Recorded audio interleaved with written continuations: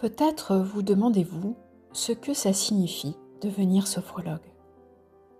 Alors je pourrais répondre simplement, c'est apprendre une méthode qui utilise la respiration, la détente du corps, la visualisation, la relaxation dynamique, et ceci pour aider des personnes à mieux gérer leur stress ou leurs émotions. Et je pourrais m'arrêter là.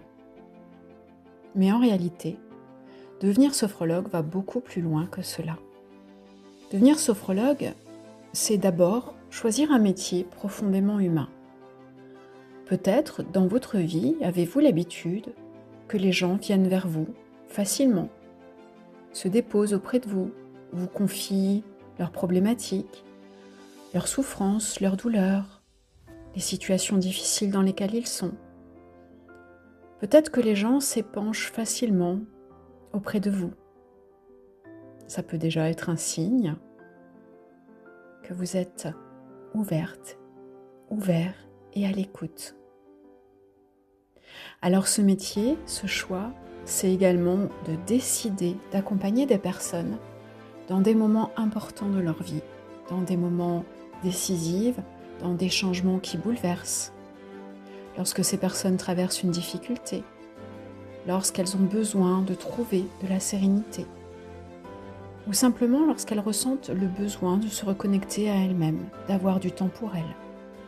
Et bien d'autres applications, croyez-moi, c'est sans fin. C'est un métier de présence, d'écoute et de bienveillance. Mais il y a quelque chose de très particulier dans la sophrologie. La sophrologie, c'est une méthode qu'on ne peut pas vraiment enseigner sans la vivre soi-même.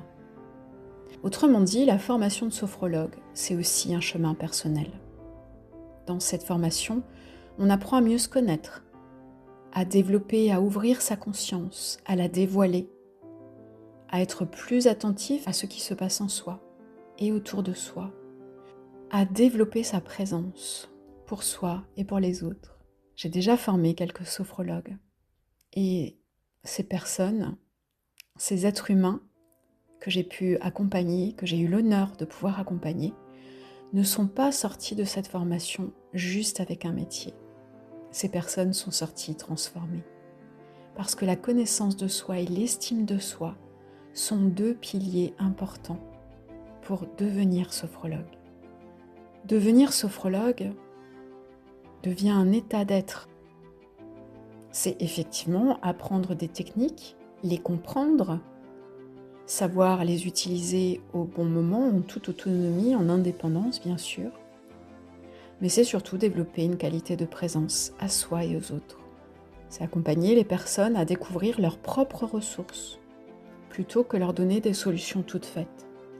Ce que j'aime dans cette méthode, c'est de rendre les gens autonomes, les rendre à eux-mêmes. Alors finalement, devenir sophrologue, c'est peut-être faire ce choix simple mais profond, celui de contribuer à sa manière, avec plus de conscience, de calme et d'équilibre, à la vie des personnes que l'on rencontre, toujours en les rendant autonomes. Devenir sophrologue permet aussi d'intégrer la méthode dans n'importe quel autre métier qui est en lien avec l'autre.